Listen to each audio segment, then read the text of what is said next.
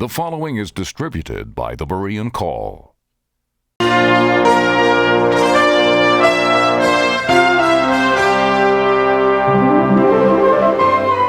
Thanks, Gary. You're listening to Search the Scriptures Daily, a program in which we encourage everyone who desires to know God's truth to look to God's Word for all that is essential for salvation and living one's life in a way that is pleasing to Him. We are continuing our series featuring Dave Hunt's book, Seeking and Finding God, in this first segment of our program. And if the contents of the book sound interesting to you, later in the program, Gary will tell you how you can obtain a copy. The thesis in the first part of Seeking and Finding God is life continues after death. And the opposing views of that thesis are: 1, there's nothing beyond death; 2, what lies beyond death is an environment of unconditional acceptance and higher evolution of the species; and 3, death is simply one of the conditions in a continual series of birth, death, and rebirths. Now, we've addressed the first 2 opposing views in previous programs, so that brings us to reincarnation, the belief that after a person dies, he or she goes through a series of physical births, and that belief has a number of variations depending on who's promoting the idea. And, I can remember that prior to becoming a follower of Jesus Christ, I thought the idea had some merit, and but that was without really studying the teachings. I just thought, hey, if I kind of mess up in this life, maybe I'll get another shot at it. Maybe I can do better the next time around. But, that seems somewhat hopeful, but what would you tell our audience? What could be wrong with that? Well, Tom, of course, we believe the Bible is God's Word, and this program is Search the Scriptures. And the Scriptures say very clearly, it is appointed unto man once to die, and after this the judgment. What is that? Hebrews 9:27 or somewhere around there. I'm usually pretty close in the neighborhood. Furthermore, there's no evidence of this. I mean, are we on to reincarnation now, Tom? Yeah. Well, I think probably in the book, but when I'm talking to someone, I usually say, I can tell you 3 quick things about reincarnation. Number 1, it's amoral. Number 2, it's senseless. Number 3, it's hopeless. Why do I say it's amoral? Because, well, if I'm a husband who beats his wife in this life, I must come back my next life as a wife beaten by her husband. But that means my husband in the next life, he must come back in his next life, as a wife beaten by her husband and so forth. So this is the law of karma that you're referring to. Right. Well, the karma, which is cause and effect. So whatever you sow, you reap. The Bible says, well, that's true. Whatever you sow, you reap. But there is forgiveness with God. And whatever you sow, you reap, because God, who is watching this, He is going to judge you. You may reap it in hell. You may not reap it here in this life. And the Bible makes that very clear. Why do the wicked prosper? Some people, wow. I mean, Hitler prospered for a long time, didn't he? But he's not prospering now. So it's amoral, because rather than solving the problem of evil, it perpetuates evil, because the perpetrator of every crime must become the victim of the same crime, which means there must be another perpetrator, and ad infinitum, ad nauseum. It goes on forever. Secondly, it's senseless, because have you noticed everything's getting better? What's the point of coming back again and again? You can talk to, I don't know how many people. I've asked a few audiences. Anybody here remember your last life or the one before? Well, if you can't remember the mistakes you made in your prior lives, how do you know you're not going to make the same ones again or worse? How is this helping you to progress? So it's senseless. And when you look at the world around you, it doesn't seem to be getting better. I wouldn't think so. Okay, so then finally it's hopeless. Why is it hopeless? Well, it's called the wheel of reincarnation. Now, how are you going to get off of a wheel? I mean, you're on a Ferris wheel, whatever kind of wheel you want to call it. It just goes round and round and round and round.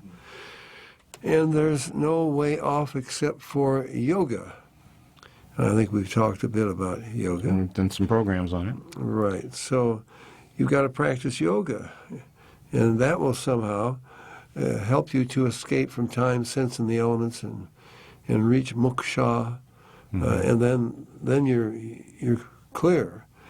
But there's a lot of problems there, too, because the whole idea of moksha is, or nirvana or whatever, you now are not going to remember anything, because God realization, self-realization, to realize that I'm God, and to merge into Brahman, to be distinct from Brahma, who is one of the Trimurti of the lower gods, I mean the gods just under, with Vishnu and Shiva.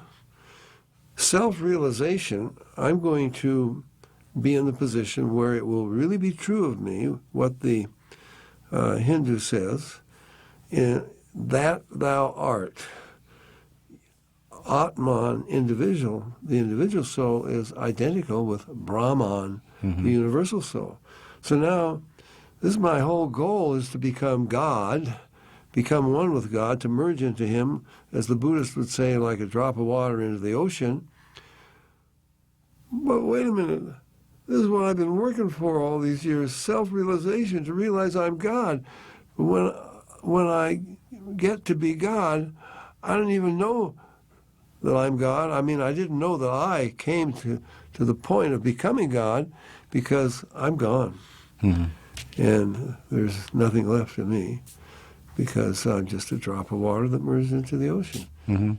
Dave, what's amazing is that how these ideas, and there are different forms of Hinduism, different sects, different forms of Buddhism, Right. Zen Buddhism, Tantric Buddhism, Tibetan Buddhism, and so on. But what's amazing to me is how these ideas, which, as you look at them and as you've described, there may be variations on what you've said within different groups, Right. Buddhist groups and Hindu groups. But basically, they'd agree with what you said. That's a problem and a concern. Well, Dave, I know it's referred to as samsara, the wheel of sorrows, primarily because it's hopeless, right?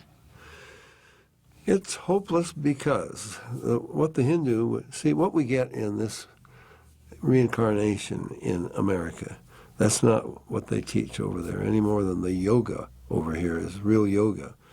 So you're getting kind of a phony version of it. Although it does lead people into the real stuff because they get excited about it. Certainly does. The Hindu would say, in the beginning, the three gunas, that's what they call it, of the Godhead, and they use that term, were all alone in the void, perfect balance.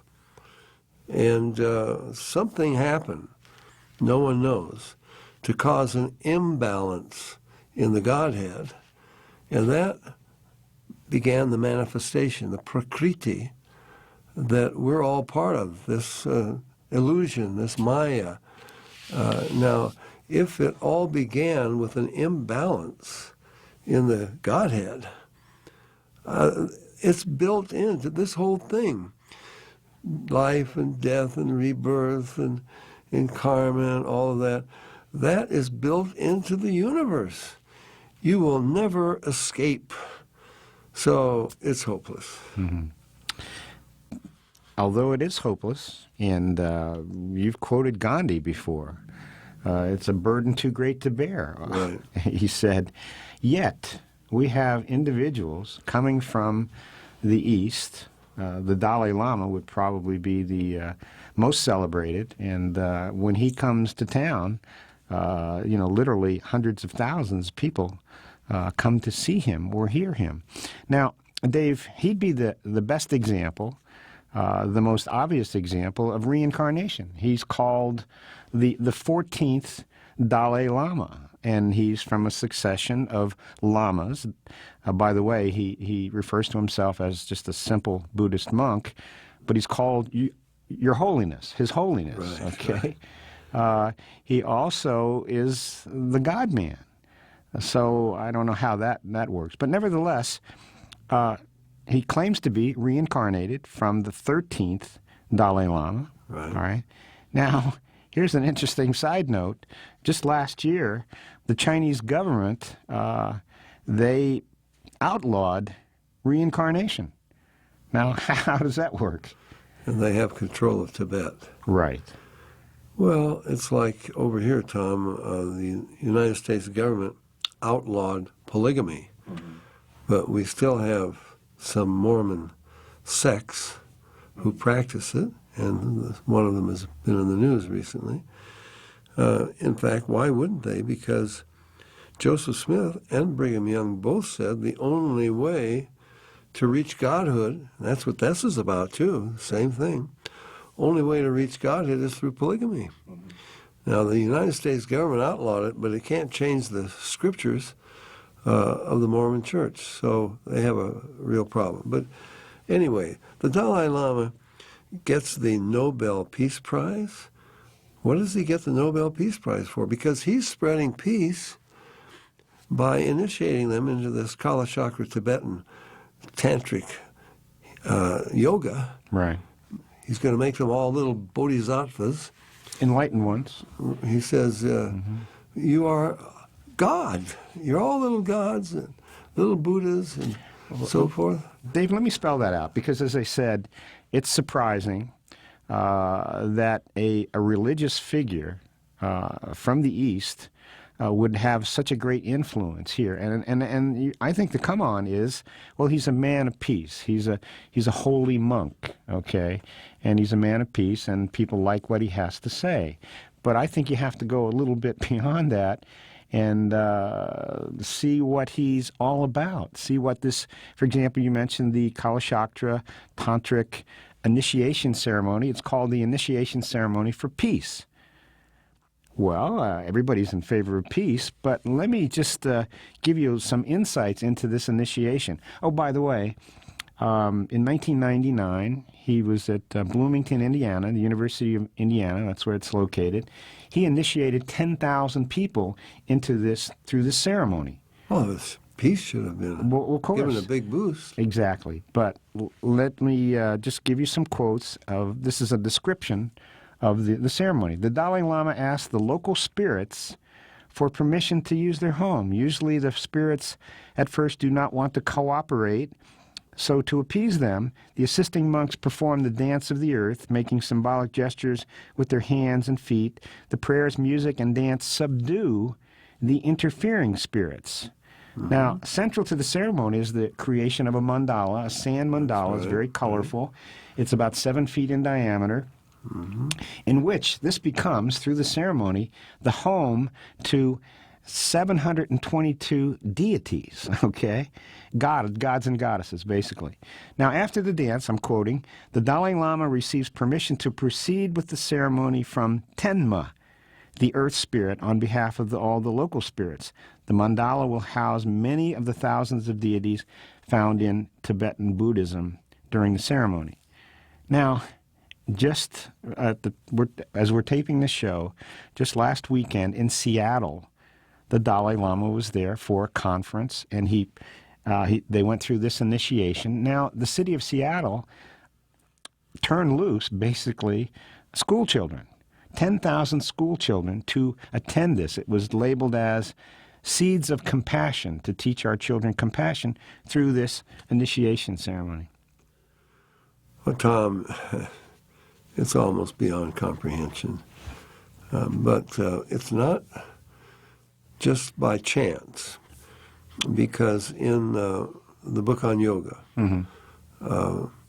I lay it out, and I don't know if anybody remembers it, but I happen to have a mimeograph copy of a study by Stanford Research Institute. I think it was still called that, SRI today.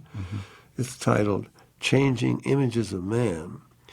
And it's just the bottom line. These are scientists. And it's all about how can we turn Western rationally thinking man into an Eastern mystic psychic for peace, because that's the only hope. Well, LSD played a big role in that, and the CIA was involved, and pharmaceutical companies and so forth. So there was a deliberate, on 80 university campuses, LSD was introduced. Sure. And that played a big role in this because, you see, the key is an altered state of consciousness. When you, on drugs, you get into an altered state, you've loosened the normal connection between you and your brain. That allows another spirit to interpose itself, tick off the neurons. That's where the psychedelic colors and adventures and so forth come from. And what does that do? Well, the gurus, they realize, hey, these druggies over there, they're going to accept what we offer.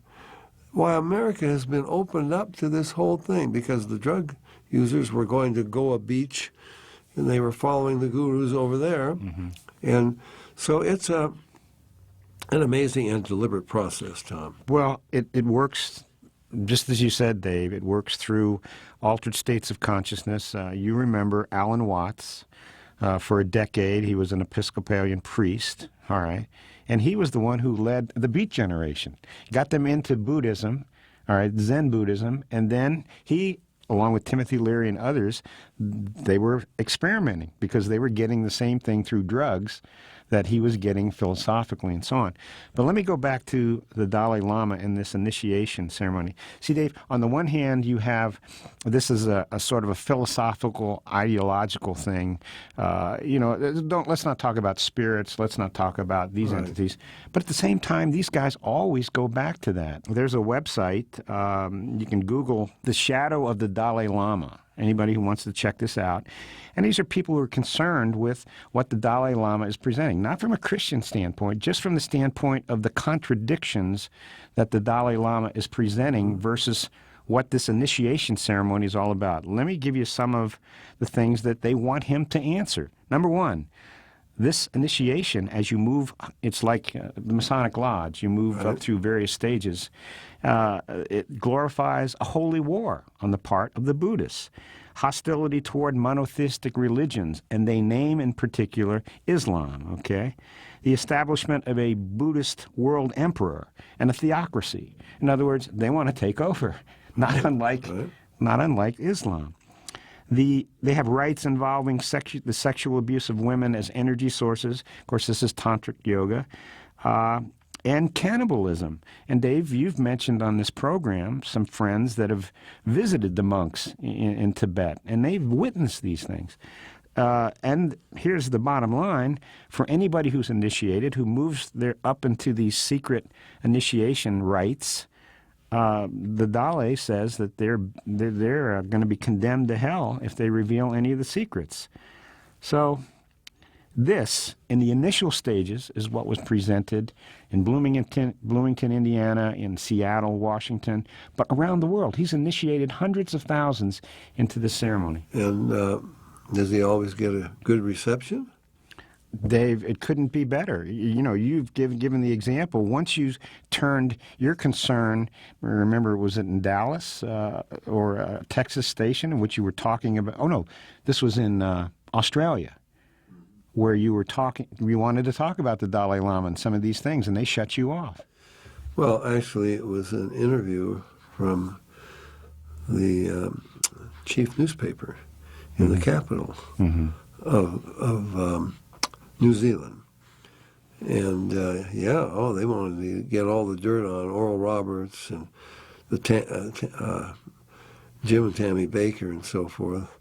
And then I said, well, let me tell you about somebody who's really making a bigger impact than that. And I said, we could talk about the Dalai Lama, too. Bingo. That shut everything down. Well, on the other hand, Dave, to show you the popularity, this conference, which he's the featured speaker, they also have Archbishop Desmond Tutu, okay, incredible. I mean, you couldn't find a more apostate within the realm of professing Christianity. Right. His theology, his beliefs are just unbelievable. Now, but they also had Rob Bell and Doug Pagitt, two of the leaders within the emerging church movement. And what was the part they played? well, they were talking about peace. You know, as we've mentioned on the program through our series of the emerging church, many of these leaders, they are pluralists. They don't believe Jesus is the only way. They think there are other ways to peace. Many of these emerging churches would invite Buddhists and Hindus and Muslims to get their view of Jesus, to get their view, their spirituality, which they don't believe is contrary to their beliefs, and it's not, because they are pluralists. Basically, they believe that anything goes. Tom, that's what Jesus called the broad road that leads to destruction. He said, I am the way, the truth, and the life. No one comes to the Father but by me. He said, straight is the gate, narrow is the way that leads to life. Few there be that go in thereat, but broad is the road that leads to destruction. And these people are on the broad road. But see, Dave, that doesn't sell what you just said, because it's viewed as being intolerant, narrow-minded. Right. But these are Jesus, the words of Jesus. Right, and just logically, Tom, as we've mentioned it a number of times, intolerant? You want police to be tolerant of crime? Would you accuse doctors of being intolerant of cancer when they diagnose it and say, hey, here's a way to get rid of this thing? That's intolerant. How could you talk like that? It doesn't make sense in any area of life. You know, you got a 350-pound linebacker, and not only does he tackle the guy, but then he pounds on him and jumps on him, and the ref comes running up and going to throw him out of the game. And this linebacker says, what? You're intolerant. I mean, there are some rules. I know. And these people don't want any rules. And Tom, they'll use the silliest ideas or rationalizations. Dave, in terms of the promotion of this, not just the Dalai Lama, but Oprah Winfrey, she's been going through a series with a guru, although he's German, you know, he's not Indian, okay? His name is Eckhart Tolle. And this, again, all of what we've been talking about could refer to him, only in a more philosophical way. There aren't really any rules. Sin is just kind of missing what we really need to do. There's really no salvation except within ourselves and so on. So although Oprah claims to be a Christian, she now, and well, actually, I mean, for years and years and years, she has promoted a Christianity more akin to religious science. Right. And so, but it's popular because it's not, you're not held accountable for it. Right. Anything that will get you away from Jesus, narrow-minded, dogmatic Jesus. And if I dare give one of my illustrations, I've probably given it many times, but here's the pilot. He's coming in for a landing, and the radio control tower says, you're half a mile south of the runway. Turn so many degrees to the north, quick. And he radios back, you narrow-minded, dogmatic fundamentalists. No, there's only one runway. If he doesn't hit it, he's had it. You can't just make it up, as I often say. You want to make up a religion? Go ahead. It's going to get you on the broad road, because there are many of these religions. That's what they are. You want to know the truth? The truth will set you free. You better take it from Jesus, who is the truth, and from his word, which is truth. So, Tom, it's rebellion. It's like a little boy, a little girl. No, baby, Mommy, I'm not going to do that. I don't want to do that. Why can't I do what I want? This is what really the world is. Like that? Well, give me a Broadway. I don't want to, it's like the New Agers. You've heard them, Tom. Well, I'm spiritual, but I'm not religious. Meaning, I don't want any rules. Okay? Mm-hmm. Don't tie me down with doctrine. For more information about the Berean Call and a free subscription to our monthly newsletter, call us at 800-937-6638 or visit our website at www.thebereancall.org.